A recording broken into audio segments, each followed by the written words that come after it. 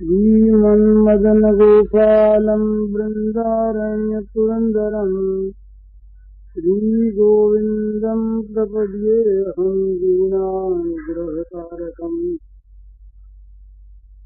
नवजलधरवर्णं चन्द्रकोद्भासिकरणं विकसितनलिनाश्रियं विस्फुरन्मन्दहास्यम् कनकरुचिदुकूलं चारुबर्हावचूरम् कमपि निखिलसारं नौमि गोपीकुमारम् वंशीविभूषितकरां नवनीरदाभात् पीताम्बरादरुणबिम्बफलाधरोष्टात् पूर्णेन्दुसुन्दरमुखादरविन्दनेत्रात् कृष्णात् परं किमपि तत्त्वमहं न जाने। ज्ञानाभ्यासवशीकृतेन मनसा तन्निर्गुणं निष्क्रियं योऽपि किञ्चन योगिनो यदि परं पश्यन्तु ते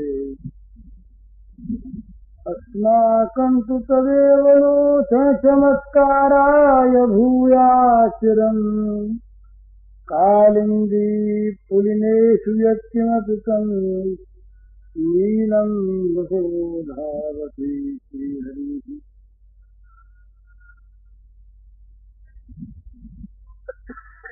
अखिल विश्व ब्रह्मांड के रूप में अभिव्यक्त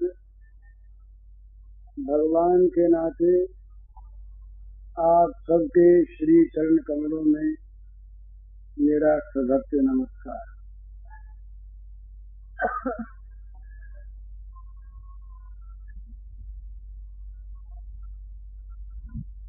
कल साधना के संबंध में कुछ बातें हुई थी, उसी के संबंध में कई प्रश्न और आए हैं।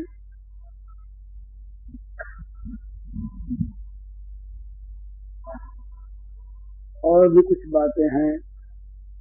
एक महात्मा ने अभी ये लिखकर भेजा है कि आज सीता नवमी है, भगवती सीता के संबंध में कुछ कहा जाए।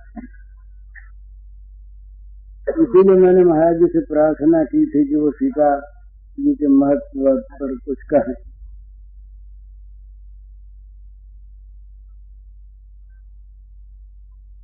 तो महात्मा जी ने सीता की अवतार भूमि के संबंध में कुछ कह दिया, बड़े महत्व की बात।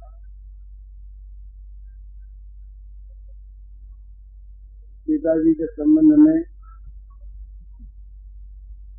क्या कहा जाए।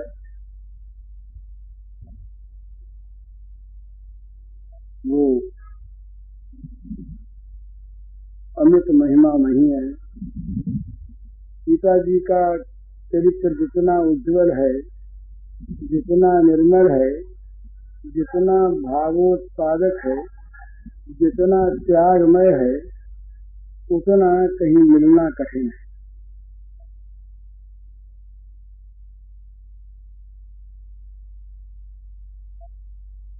सीता जी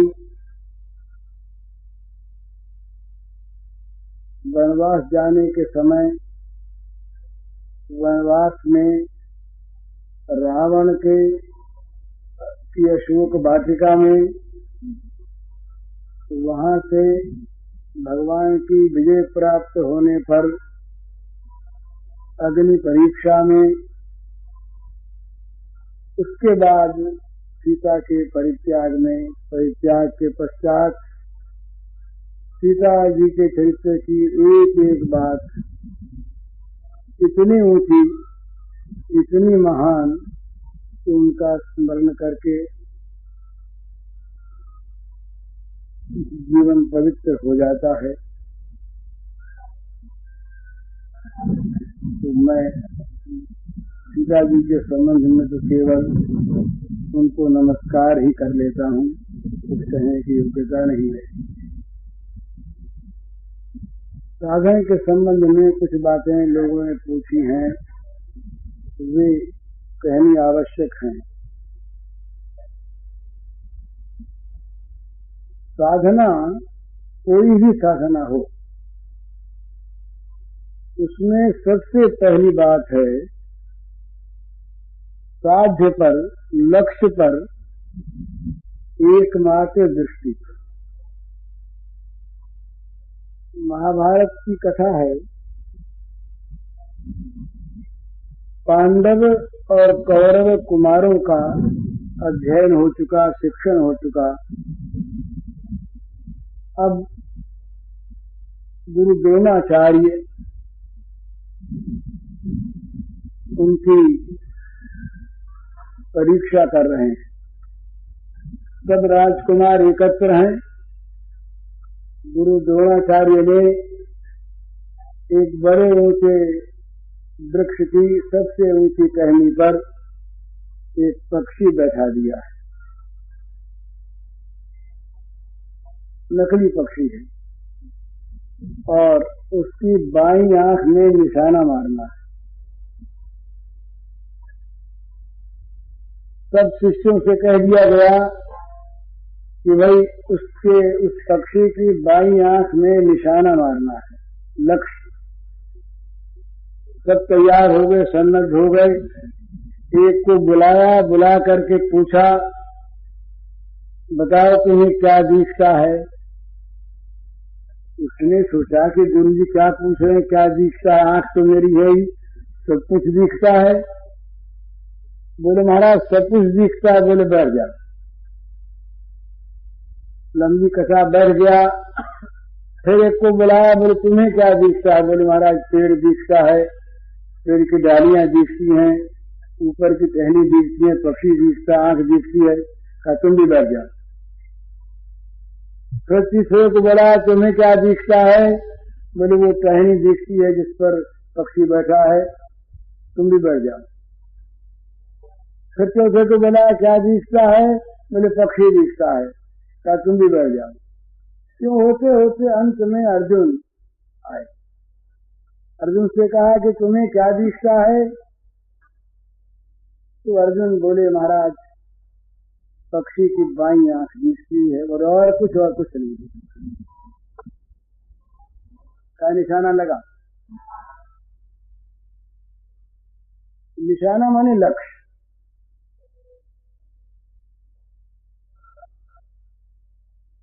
तो भगवान हमारे जीवन के लक्ष्य हैं, उन भगवान को प्राप्त करना है।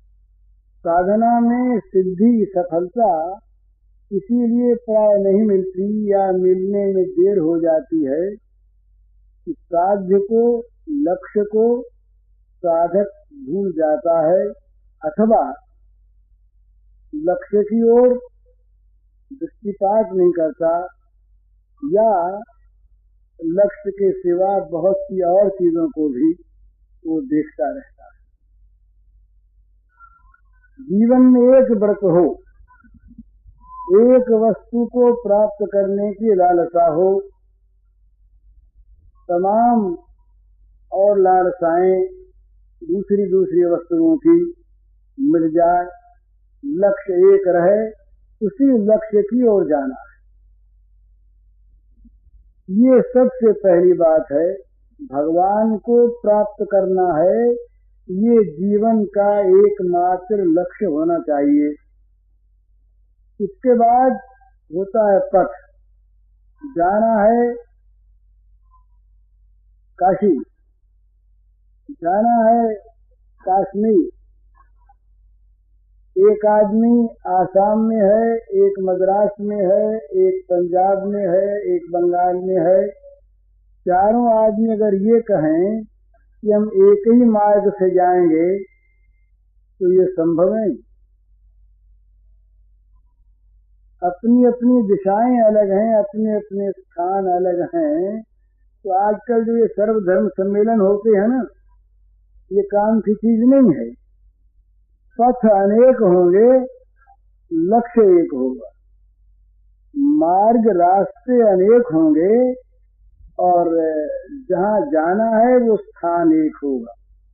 भगवान एक हैं, भगवान को प्राप्त करने के विभिन्न मार्ग हैं। इसलिए साधनों की विभिन्नता है। ज्ञान कर्म योग इत्यादि अनेक साधन हैं। उन साधनों के अंदर अवान्तर साधन बहुत से हैं। उन साधनों में से जिसको गुरु के द्वारा, भगवान के द्वारा जो साधन प्राप्त हुआ, उसी साधन के द्वारा उसे भगवान को पाना है। साधक बार बार साधन न बदले, साधक बार बार इष्ट न बदले, ये बहुत आवश्यक बात है। बार बार साधन बदलना, कहीं गए नया व्याख्यान सुन लिया तो अब पहले को छोड़ करके नए में लगे, तो तीसरा सुना तो उसको छोड़ दिया, तो इससे मार्ग नहीं कटता, साधन आगे नहीं बढ़ता। एक लक्ष्य और सब अच्छे, इसी का नाम स्वधर्म है। स्वधर्म निधनम श्रेय। जिसका जो काम, जिसका जो साधन, उसमें वो अपने आप को पूरी तरह से लगा दे। दो बार दूसरे की ओर देखे नहीं ललचा कर, और दूसरे की निंदा करे नहीं। ये जितने संप्रदाय होते हैं उनमें जहाँ तक अपने संप्रदाय की अच्छाई का प्रश्न है सब ठीक, पर जहाँ वो दूसरे के खंडन में लग जाते हैं वहाँ उनकी अच्छाई भी घट जाती। इसी प्रकार साधना में साधक अपने मार्ग पर चलता रहे, बस दूसरे के मार्ग की निंदा न करे और दूसरे के मार्ग पर भी ललचावे नहीं। पतिव्रता स्त्री का दृष्टांत देते हैं इसमें। पतिव्रता स्त्री का पति कैसा ही हो, उसका पति वही है। न तो किसी दूसरे के पति की वो निंदा करे और न दूसरे के पति की तरफ उसका मन चले। अपने पति की सेवा के द्वारा वो भगवान को प्राप्त कर ले। तो ये साधना में ऐसे प्रश्न बहुत आते हैं मेरे पास, ऐसे रोज मिलने वाले भी आते हैं, पत्र बहुत आते हैं। साधना बार बार बदलते हैं लोग, बस वो बदलने में ही समय बीत जाता है। निष्ठा कहीं पर स्थिर नहीं होती, श्रद्धा कहीं पर जाकर के एकत्र नहीं होती, साधना आगे बढ़ती नहीं। इसलिए जो भगवान के जिस रूप का उपासक है, निर्गुण का उपासक, ये माने कि सारे के सारे सगुण रूप इस निर्गुण के ही हैं। राम का उपासक ये माने कि निर्गुण सगुण जो कुछ भी है ये सब हमारे राम के रूप के अभिव्यक्ति है। शंकर का उपासक यूं माने कि सब शंकर के रूप के अभिव्यक्ति है, एकमात्र शंकर ही है, दूसरे सब शंकर के स्वरूप हैं। कोई भी निंदा का पात्र नहीं, पर अपने जिस तरफ जा रहे हैं, जिस इष्ट को मान रहे हैं, उसको छोड़ने की कोई आवश्यकता नहीं, वो पर्याप्त है, वो अच्छा है। तो एक तो ये बात कि साधना बार बार बदले नहीं और इष्ट बार बार बदले नहीं, दूसरों के इष्ट की निंदा करे नहीं, दूसरों के इष्ट पर मन ललचावे नहीं, ये साधक के लिए एक प्रधान बात है। दूसरी बात साधक के लिए बहुत समझने की है, ये निंदा और स्तुति के प्रभाव से बचना। साधक जब किसी साधना में आगे बढ़ता है, परसों एक मेरे पास सन्यासी आए थे, वो अब यहाँ है कि नहीं मुझे पता नहीं, वो कुछ बता रहे थे कि कुछ वो साधना करने में उनको सिद्धि मिली, और सिद्धि मिलने पर लोगों में कुछ सिद्धि का थोड़ी सी जानकारी हो गई। जानकारी होने पर उस सिद्धि को लेकर कुछ प्रदर्शन होने लगा, उससे उनको मान मिला और वो सिद्धि जाती रही। तो साधक जरा आगे बढ़ता है तो जरा उसके अंदर दैवी संपत्ति आती है, अथवा कहीं कहीं सिद्धि भी कोई आ जाती है। वहां पर वो बड़ा सावधान है। कहीं उसने साधक ने मान को, पूजा को, बड़ाई को स्वीकार कर लिया तो सत्य मानिए उसका साधन रुक जाएगा।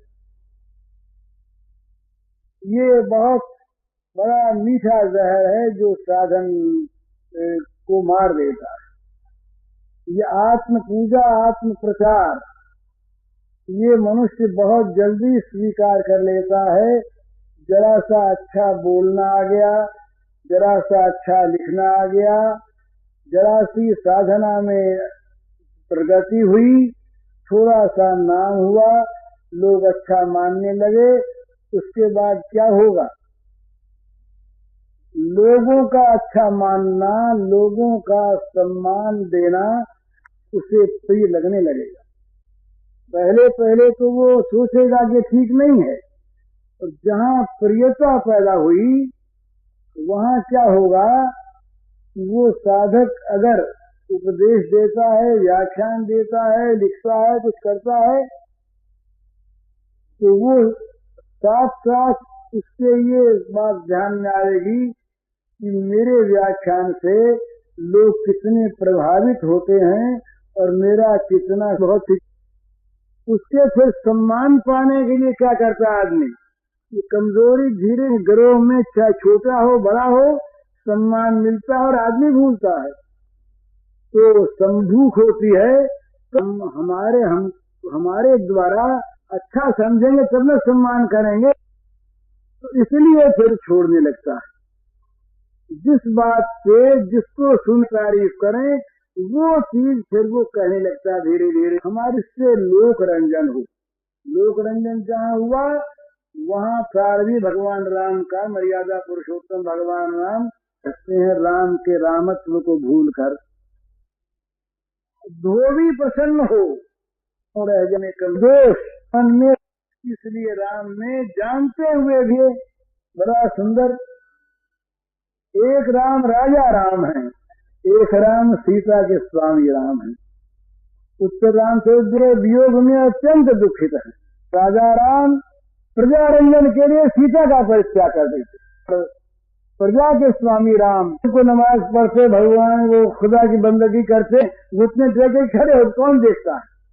और जब 10 आदमी जाता है, उपदेश प्रदर्शन बन जाता है, वो जीवन की हमेशा लोक प्रशंसा, लोक ख्याति। जरा सा किसी ने चरण छू लिया उस बेचारे का भला हो, जो पैर स्पर्श नहीं करता वो प्रेमी नहीं। वो भी जब मनुष्य के मन में आ जाती है पूजा के रूप में, तो वो फिर भगवान के स्थान पर आप बैठ जाता है, वो फिर आत्म प्रचार करता है, मैं साधक। और दशा वही होती, ईश्वर हम भोगी सिद्धो हम बलवान सुखी। मैं ईश्वर, मैं सिद्ध, मैं बलवान, मैं सुखी। तो आखिरी संपत्ति चाहे सुर में आवे और चाहे हम संत बने हुए लोगों में आवे, आखिरी संपत्ति तो आखिरी संपत्ति रहती है, वो फिर गिर जाता, साधना नहीं रहती। इसी के साथ दूसरी चीज है निंदा। निंदा जहाँ होती है वहाँ साधक को ये मानना चाहिए कि ये भगवान ने बड़ी कृपा की। निंदा जहाँ होती है वहाँ पूजा नहीं होती। निंदा जहाँ होती है वहाँ स्नेह नहीं मिलता, आदर नहीं मिलता, तो कहीं फंसता नहीं आदमी। स्नेह से, आदर से, सम्मान से फंस जाता है, ये मेरा है, ये मेरा भक्त है, ये मेरा सेवक है, ये मेरा प्रेमी है। और नहीं, पर वहाँ वही डर रहता कि मेरा द्रोही है, ये मेरा विद्वेषी है, ये मेरा शत्रु है। ये भाव यदि आ गया तो गिरा साधक। तो उसको निंदा करने वाले के लिए निंदक नियरे राखिए, आंगन कुटी छवा है। कभी ये कहते हैं निंदक नियरे राखिए, निंदक को तो अपने नजदीक रखना चाहिए, अपने आंगन में उसके कुटी बना दे, क्योंकि वो बिना साबुन बिना पानी के रोज धो देता है। निंदक क्या चाहता है? हमारी निंदा करने वाला क्या चाहता है? हमारे दोषों को बताता है ना, हुए दोषों को, बिना हुए दोषों को भी, तो अर्थात वो हमें दोष मुक्त करना चाहता है, हमें दोषों से रहित करना चाहता है, तो वो हमारा मित्र है। ये आजकल जैसा कहते हैं ना राजनीति वाले, बोले साहब उसमें असेंबली में अपोजिट पार्टी रहनी चाहिए, अपोजिट पार्टी नहीं होगी तो मन माना लोग करने लगेंगे। तो वही सिद्धांत है। अपोजिट पार्टी क्या है? निंदा करने वाले लोग, समालोचना करने वाले लोग, दोष बतलाने वाले लोग। तो दोष बतलाने वाले लोग रहेंगे तो सावधान रहेगा आदमी, और जहाँ दोष देखने वाले, दोष बतलाने वाले नहीं रहेंगे वहां पर आदमी सावधान हो जाएगा। तो निंदा से डरे नहीं, निंदा करने वालों पर रूठे नहीं, निंदा करने वालों को बैरी माने नहीं, और भगवान का उसे प्रसाद माने। भगवान ये कृपा करके और हमारे लिए भगवान ने विधान किया है, तो ये पूजा सत्कार मान, और निंदा अपूजा असत्कार, असत्कार होता है। निंदा के साथ साथ असत्कार होता है। एक कहानी सुनाऊं मैं आपको, पानी वानी आ जाएगा तो आप लोग बीच में। पर रविंद्रनाथ ठाकुर ने, टैगोर ने एक काव्य लिखा बड़ा सुंदर, भगवान का वरदान। कबीर साहब रहते थे मगहर में, जुलाहे थे, लेकिन बड़े भारी संत, भगवान के अत्यंत प्रेमी। अब उनकी छाती हो गई। उस समय रेल तार नहीं थे, टेलीफोन नहीं था, रेडियो नहीं था, लेकिन सब जगह लोग आते जाते। तो कबीर साहब बड़े महात्मा, बड़े महात्मा, ये प्रसिद्धि हो गई। अब जहाँ महात्मा की प्रसिद्धि हुई, महात्मा के पास सच्ची बात यह है कि साधना की बात पूछने वाले तो कम जाते हैं। और कहीं पुत्र बीमार हो गया, बेटा होता नहीं, धन होता नहीं, मुकदमे में जीत होती नहीं, मान जा रहा, इसलिए संत के पास लोग बहुत जाते हैं, बहुत तरह के लोग जाते हैं। तो कबीर की कुटिया पर रहने लगी भीड़। कबीर बेचारे परेशान हो गए, कब वो अलग बैठ करके भगवान का ध्यान करें।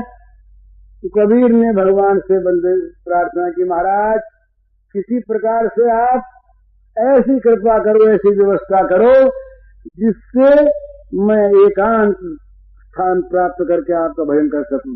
भगवान ने सुन ली। मगर के कुछ लोगों के मन में जो द्वेष रखते थे कबीर साहब से, उनके मन में आई कि कबीर का अपमान कराना, नीचा दिखाना। तो उन्होंने एक वेश्या को ठीक किया, समझा बुझा के उसको ठीक कर लिया। कबीर साहब जब कपड़ा बेचने बाजार में आए, हाट में आए, तो उस वेश्या ने पल्ला पकड़ लिया और वो हल्ला मचाने लगी। लोगों ने कहा क्या है, क्या? उन्हीं लोगों ने जो तो आसपास सब खड़े हुए थे, क्या है क्या है भाई, क्या है, देखो ना कैसा आदमी है, इसने हमको रखा घर में, ये किया वो किया, और अब हमको इसने निकाल दिया। और तो बहुत वो ऐसी बातें कहने लगी। तो लोगों ने कहा छोड़ कबीर, बस यही महात्मा बना है, संत का पता लग गया आज। वो लगे गालियां बकने। कबीर ने कहा ये सच कहती। कबीर ने कहा उससे कि तुम मेरे साथ चलो, मेरी भूल हो गई। अब तो जो लोग कबीर को अच्छा मानते थे, उन लोगों के मन में भी कबीर के प्रति जो भावना हो गई, उपेक्षा हो गई। बोले छोड़ो। वो वेश्या को लेकर के साथ कुटिया पर चले गए। कबीर की कुटिया में भीड़ नहीं रही, अब खाली हो गई कुटिया। वो गई, उसने जाकर के महात्मा के संग गई, कुछ देर तक रही।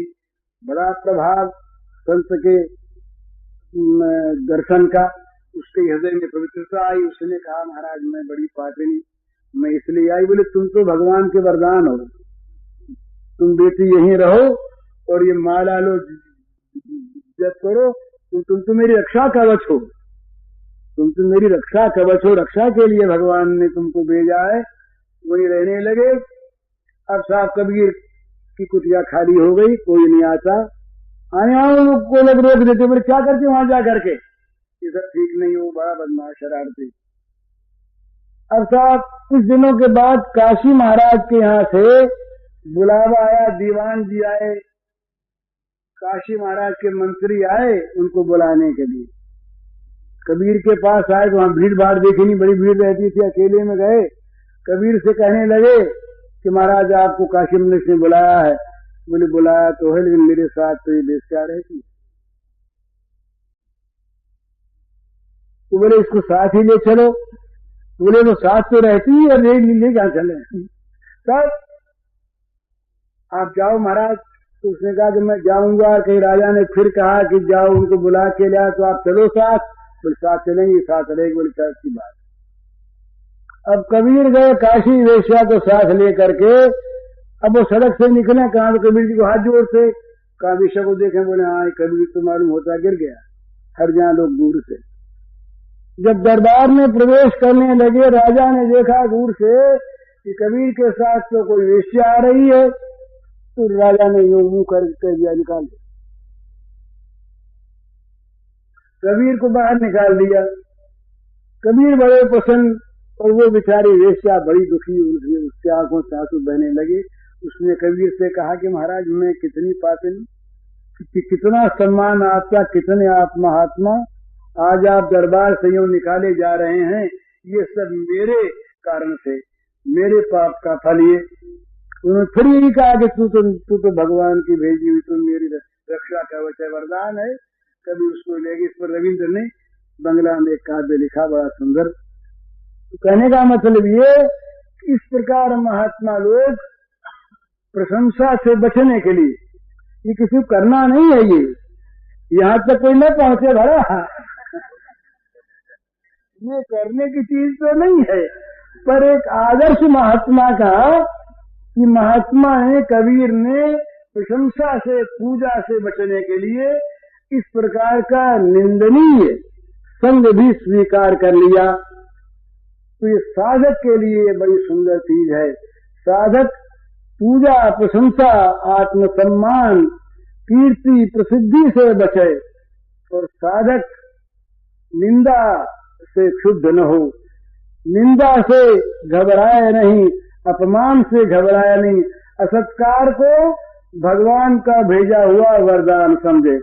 जितना जितना सत्कार अधिक मिलेगा ना, ये है तो टेढ़ी बात पर सच्ची बात है, जितना जितना सम्मान अधिक मिलेगा, सत्कार अधिक मिलेगा, उतना उतना सम्मान में, सत्कार में मोह होगा, आसक्ति होगी, और उसकी फिर मन में चाहे छिपी चाह पैदा हो जाएगी।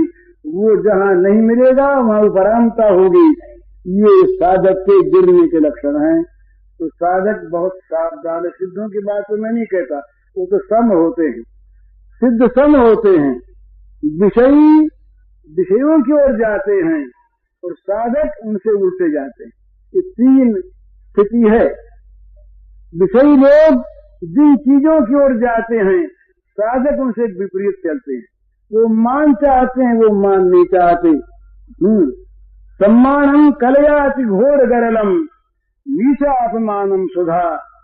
सम्मान को वो घोर गरल के समान समझें, और नीचा अपमान को मृत के समान समझें। ये वृंदावन में लोग कैसे रहें, उनके लिए बताया है। बड़ा वृंदावन में तो लोग जाकर रह जाते हैं, बड़ा अच्छा रहना। वृंदावन वास बड़ा अच्छा, उसका कोई विरोध नहीं करता हमें, पर वृंदावन रहने वालों के लिए कहा बोले कैसे रहें। भ्रात शिष्ट तरे तरे विचित नाम चीराणी कंथाम करू ग्राम्य से भिक्षा मठ। और भूल गया मैं, उसका अर्थ यह है कि हे मित्र, तुम वृंदावन में रहो और रोज रोज पेड़ बदलो, कहीं किसी भी घर में तुम्हारी ममता न हो जाए। और ग्रामों से भिक्षा मतलब गांवों में जाकर के भीख मांग के खाओ। ऐसा नहीं कि शहरों में जाके माल मलीदा खाओ, ऐसा नहीं। और चीरानी कंथान करू, रास्ते में पड़े हुए कीचड़ों से शरीर ढको, ऐश आराम छोड़ दो। निंदा को समझो मृत के समान, और सम्मान को समझो घोर जहर के समान। और इस प्रकार से वृंदावन में श्री राधा मुरलीधर बोले सखी वृंदावनम मा त्यज, इस प्रकार रह करके राधा माधव का चिंतन करो, वृंदावन का त्याग न करो। तो कहने का मतलब ये कि निंदा से घबराए नहीं, पूजा से घबराए। जहां साधक में आराम चल भी आई, ये उसके साथ एक बात, आराम चल भी, आराम चल भी जहां आई वहां आराम नहीं मिलेगा, वहां साधक को आपत्ति होगी। आराम खोजेगा, राम को भूल जाएगा। तो आराम आराम नहीं कह करके आराम आराम कहेगा, राम को नहीं बुलाएगा, आराम को बुलाएगा। और आराम तो साथ में कष्ट लेकर के आता है। संसार के जितने भोग हैं ये दुख योग रहा है। भगवान ने कहा दुख यही संस्पर्शजात होगा। जितने भी इंद्रियों को आराम देने वाले ये विषय हैं, ये सब के सब वास्तव में दुख योनि हैं, अनित्य हैं, अशाश्वत हैं। तो बुद्धिमान लोग इनमें फंसते नहीं। यही संस्पर्शजात होगा दुख योनि आद्यंत अंत कौन्तेय न तो शुरमते बुधा। इसलिए आराम चलबी से ये घबराए। बोले हमारे दूसरे सेवा करते हैं, सेवा करते हैं तो बड़ी अच्छी बात, पर सेवा कराने की जहां हमारे आदत पड़ गई वहां बड़ी आफत होगी। वहां सेवक अगर मन के अनुकूल नहीं करेगा तो फिर गुस्सा आने लगेगा। जब तक सेवा नहीं करा दे तब तक कोई मतलब नहीं। और जहां सेवा कराने लगे, सेवा की आशा बनी, वहां सेवकों की खोज होगी और अनुकूल सेवक न मिले तो मन में क्षोभ होगा। तो एक नई आफत आ गई। साधना कौन करे, भगवान का नाम कौन ले, ध्यान कौन, ध्यान तो होगा सेवा का, सेवा का।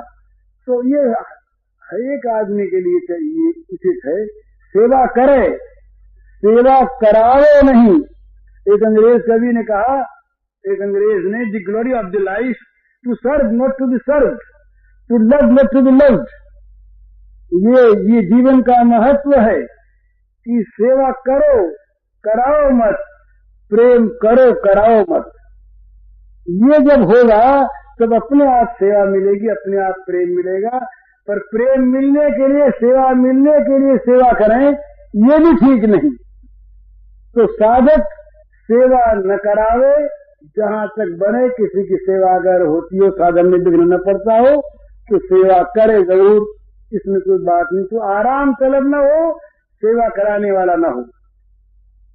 फिर एक बात, ये धन जो है ना, पैसा, भोग तो सारे ही भोग हैं, ये बड़ी मारात्मक चीज है। जहां धन का लोभ जागा और जहां धन का संस्पर्श हुआ तो हमारा गया।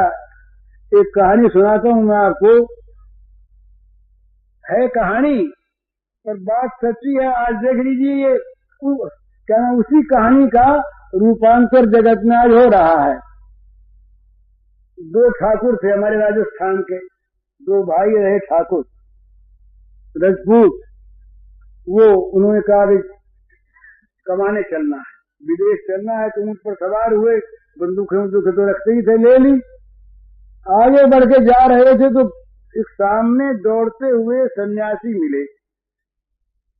दौड़ते हुए बोले क्या है, क्या बोले आगे मत जाना, आगे डाकिन बैठी है, खा जाएगी, डाइन बैठी है, जाना मत, आगे लौट जाओ, लौट जाओ। यूं करके साधु तो भाग गया। ये एक बात तो ठहरे, ऊंट को रोका, फिर सोचा कि बंदूक हमारे पास है, डाकिन हमारा क्या करेंगे, मार देंगे।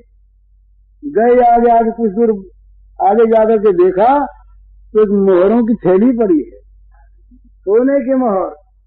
तो इन्होंने देखा, देखो साधु कितना शरारती है, उसे बोझ उठा नहीं तो कोई सवारी लाने गया होगा और हम लोगों को धोखा देने के लिए वो उधर ही से निकाल देना चाहता कि तो यहाँ से यहाँ पर आगे मत जाना, डाइन का यहाँ तो माल पड़ा है। वही पर ऊंट को रोक दिया, दोनों उतरे, गने तो 10,000 मोहर थी, 10,000 मोहर थी। तो बात जब मोहर तो आएगी, अब कहाँ कमाने जाना, ऊंट में डालेंगे बोरे और चले चलेंगे वापस, कुछ खा पी लें। तो कहा भाई गांव दूर है, एक आदमी गांव में जाए और खाने के लिए कुछ ले आवे और एक आदमी यहाँ रखवाली करे। अच्छी बात, निश्चय हो गया। एक उनमें से एक भाई खाने के लिए लाने गया, अब महाराज मोहर सामने पड़ी दाई, अब मोहर सामने पड़ी। अब मोहर के संग से मन में आया एक पाप, बोले राम राम, आधा हो जाएगा, 10,000 की 5,000 रह जाएगी, दोनों में हिस्सा न करना पड़ेगा तो क्या अच्छा हो कि सब हमको मिल जाए। जहाँ लोभ आता है वहाँ पाप आता है। तो बोले कि ये कैसे मिले, तो मन में आप सीधी बात है ना, बंदूक अपने पास है, इसमें गोली भर के रखें और जब भाई आए मिठाई ले करके तो बस चट से घोड़ा दाग दें, वो मर जाएगा, कौन देखता है, उसको गाड़ देंगे, कहेंगे आजा हो गया था भाई को, और अपना लेके चले जाएंगे। उधर उसके मन में भी यही आई, जो गया था मिठाई लाने, कि भाई क्या करें, आधा रह जाएगा, तो क्या करें, बोले क्या करें, अच्छा मिठाई में दही मिला के ले चलें, और उससे कहें भाई हम तो थके हुए हैं, तुम पहले खा लो पीछे हम खाएंगे, वो खा के मरी जाएगा, फिर अपना रह गया। दोनों की योजना बन गई। इसने मिठाई में जहर मिलाया और उसने बंदूक को तैयार कर दिया। बस मिठाई लेके आया, बंदूक दगी, धराम से वो गिर पड़ा, या आश्वस्त हो गया। बोले अब तो सारा धन अपना हो गया, अब बोले खाने में क्या हर्ज है, अब तो मिठाई खा लें फिर चलेंगे। अब आनंद में उसने मिठाई खाई, ये भी वही मिठेर हो गया। साधु ने देखा दूर वहां से कि जरा देख तो नहीं, आगे तो नहीं गए, आगे जाकर के देखे, देखता है ऊंट बैठा है और उन दोनों की लाशें पड़ी हैं, धन मोहर पर है। तो ये धन का आज जो अर्थ जगत में आज देख रहे हैं ना, तो क्या है, अर्थ पैसा चिकता एक दूसरे को मार रहे हैं, इधर में अनिश्चय क्या करा नहीं। आज के का जगत का ये उद्गार है, ये घोषणा, ये असुर का बकवाद है। ये क्यों होता है, ये अर्थ के लोभ से। तो साधक अर्थ के लोभ में न फंसे कहीं, चाहे वो धनवान साधक हो चाहे गरीब साधक हो। धन रहने से और नहीं रहने की बात नहीं है, बात है उसमें आसक्ति की, बात है उसमें ममत्व की। अगर धन में ममता हो गई तो राम में ममता नहीं रहेगी। सब कर ममता साग बठोरी, पद मही बांध बर डोरी, अनन्य ममता विष्णु ममता प्रेम संग। भगवान में एक ममता रहे, कहीं ममता नहीं रहे। तुलसी रमता राम को, समता सब संसार, रागन रोशन रोशन खुदा सब भवता। ये साधकों के लिए ये काम की बातें, पूजा, अधिकार, सम्मान, ख्याति, प्रसिद्धि, इनसे बचे, अर्थ की आसक्ति से बचे। और एक ये जो है बड़ी मीठी चीज है, वो मीठी चीज है, सब लोग वहां तक जाते नहीं, वो मीठी चीज है आत्म प्रचार। ये साधक में बड़ी कमजोरी आ जाती है कि वो भगवान को भजते भजते, भगवान के भक्ति के नाम पर, ज्ञान के नाम पर, कर्म के नाम पर अपना प्रचार करने लगता है। अमुक महात्मा जी आए, अमुक संत जी आए, उन पर किसी पर आक्षेप नहीं मेरा, एक साधारण बात कह रहा हूं मैं, जनरल। आत्म प्रचार की बात जहां मन में आई, वहां साधक की साधना छूट जाएगी, भगवान को भूल जाएगा, भगवान का नाम लेगा गंभ से और करेगा आत्म प्रचार।